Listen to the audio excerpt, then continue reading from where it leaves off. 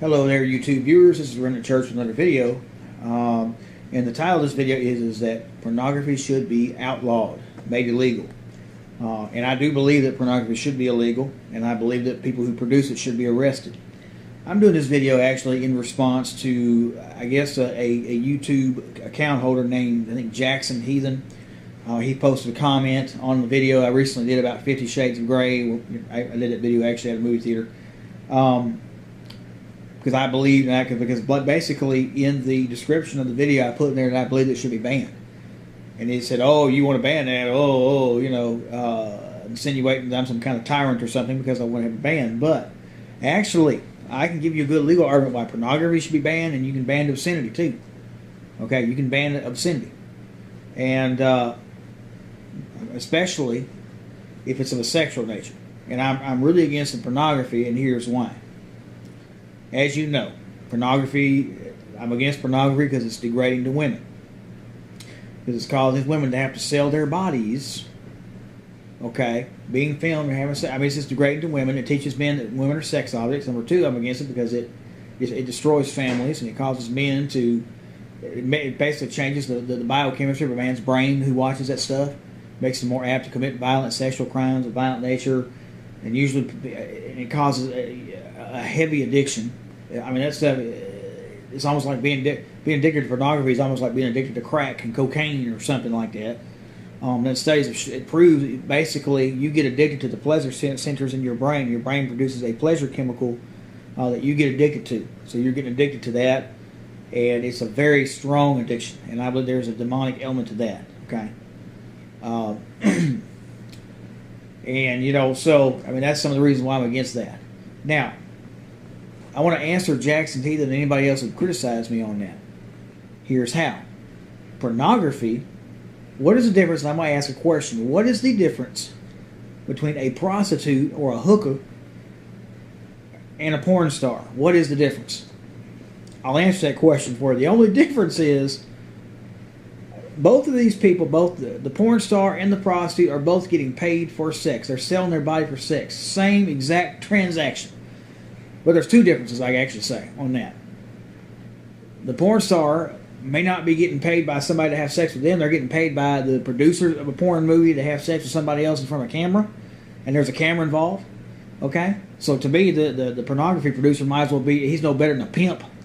Okay? He's no different than a pimp. He's making money off. He's basically paying these people to have sex for money. Okay? Meanwhile, the hooker or the prostitute on the street, now there ain't no camera involved. And she does have a pimp that she reports to, that she has to give part of her money to. Okay? To me, a pornography, these people who produce this stuff, they're no different than pimps. Okay? If you really see the similarities to it, in both cases, the big similarity here is they both have pimps and they both are selling their bodies. So I'm thinking under prostitution laws, pornography should be illegal. Because that's what it is. It is a sneaky way for these guys to get away with prostitution. That's exactly what it is. It's the same exact thing. So there's no way in this world that the First Amendment should cover pornographic material like that. No way.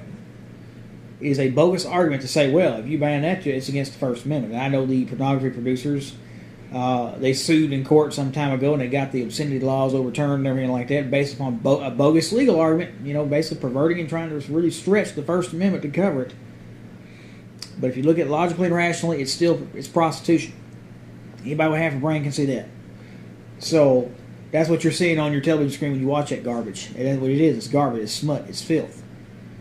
I can make the same argument about 50 Shades of Grey. Okay? Because again, you got your two actresses there. They're prostitutes. They're still simulating sex acts. They're getting on top of each other. They're doing all this weird bondage stuff on there. They're getting paid to do it. Paid to make softcore porn. That's exactly what it is. It's still prostitution. So it has nothing to do with the First Amendment.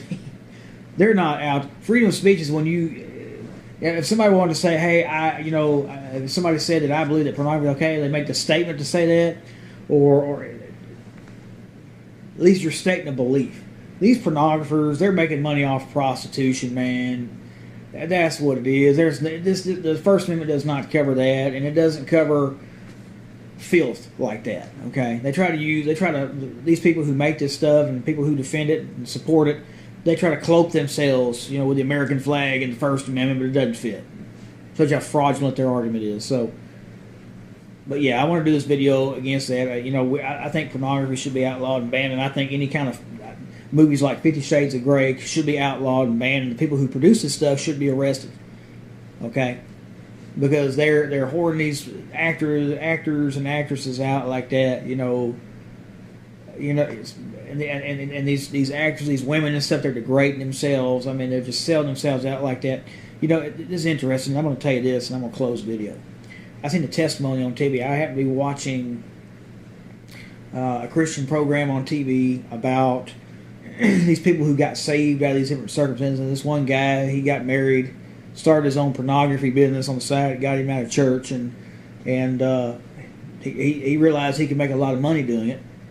And before he got saved, he was doing a lot of that. He would go to pornography conventions, and thank goodness there were some Christians there witnessing to people. But this guy, he told about his experience. He said he would see these young girls come in here to perform for him. Young girls, college girls, they would have light in their eyes, full of life, excitement.